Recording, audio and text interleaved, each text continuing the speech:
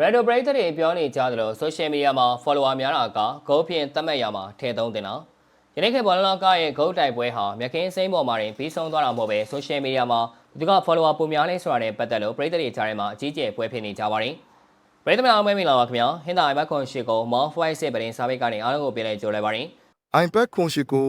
Mount 556ကစားမယ်ဆိုရင် Viber Telegram 399ခွန်အားချုပ်စီ905ခွန်မှာဆက်သွယ်အကောင့်ဖွင့်ကစားနိုင်ပါတယ်ခင်ဗျာ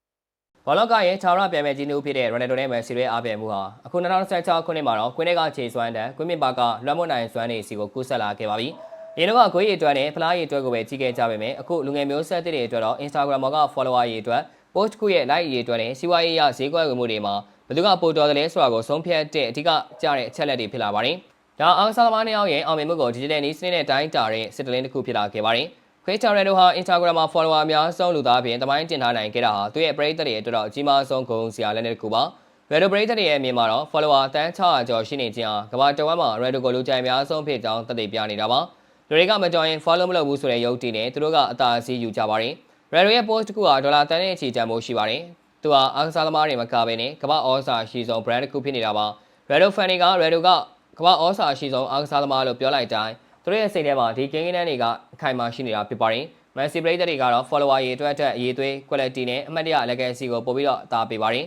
။ Messi ရဲ့ကမ္ဘာပလားကင်ထားတဲ့ပုံဟာ Instagram သမိုင်းမှာ like အများဆုံးရတဲ့ပုံဖြင့်စံချိန်တင်ထားပါတယ်။ Messi fan တွေက follower များတာဟာလူတိုင်းလုံနိုင်ပေမဲ့ကမ္ဘာပလားပုံနဲ့ like သိန်းပေါင်းများစွာရတာကတော့ Messi တယောက်တည်းပဲလုံနိုင်တယ်လို့ပြန်လည်တုံ့ပြန်ခဲ့ပါတယ်။ Messi ကိုတော့ကမ္ဘာမှာလူချစ်လူခင်အများဆုံးပုံကိုပြင်သတ်မှတ်ကြပါတယ်။သူရဲ့ social media ပုံရိပ်ဟာမိသားစုဆံမီရိုးရှင်းတဲ့အတွက်လူတွေကသူ့ကိုအားကစားသမားတယောက်ချက်ပို့ပြီးတော့ကြည်ညိုကြတာပါ။ Ronaldo ကဈေးကွက်ဝင်မှုမှာတာပေမဲ့ Messi ကတော့နှလုံးသားကိုသိမ်းပိုက်မှုမှာတာတယ်လို့သူတို့ကညင်းခုန်ကြပါတယ်။ဒီညင်းခုန်မှုဟာလူငယ်ပရိသတ်တွေကြားထဲမှာအရှင်အောင်အပြင်းဆုံးမှာဘသူကပို့ပြီးတော့ဈေးကွက်ဝင်တယ်လဲဆိုတာကိုတိုင်းတာတဲ့အခါမှာနီလန်နှမျိုးရှိနေပါတယ်။ Ronaldo ဟာသူ့ရဲ့ post ကိုလည်းလူသန်းပေါင်းများစွာကိုတိုက်ရိုက်ရောက်ရှိနိုင်ပါတယ်။ဒါ Nike လို company ကြီးတွေအတွက်တော့ရွှေထက်တန်ဖိုးရှိတဲ့ခွင့်ရေးပါ။ Messi နဲ့ Editor တို့ရဲ့ဆက်ဆံရေးဟာပို့ပြီးတော့နန်ရှိုင်းတဲ့စိတ်ခံစားမှုတွေကိုပေးပါတယ်။ Messi ပရိသတ်တွေက Messi ဟာနံပါတ်1ထက်ပိုတဲ့နည်းပညာတစ်ခုလို့ယူဆကြပါတယ်။ဒီတော့ follower အရေးအတွက်ကအရေးချင်းလားဒါကတော့အဓိကကျတဲ့မိကုံးမှာ social media မှာကင်းကင်းတန်းတွေကကွင်းထဲကခြေစွမ်းတွေကိုကိုစားပြုနိုင်ပါသလား။ follower များချင်းကကစားမတူရဲ့လူကြိုက်များမှုနဲ့အသင်းပေါ်တင်ရောက်မှုတွေကိုပြသပါတယ်။ဥပမာ Ronaldo NSR ကိုရောက်သွားတဲ့အခါ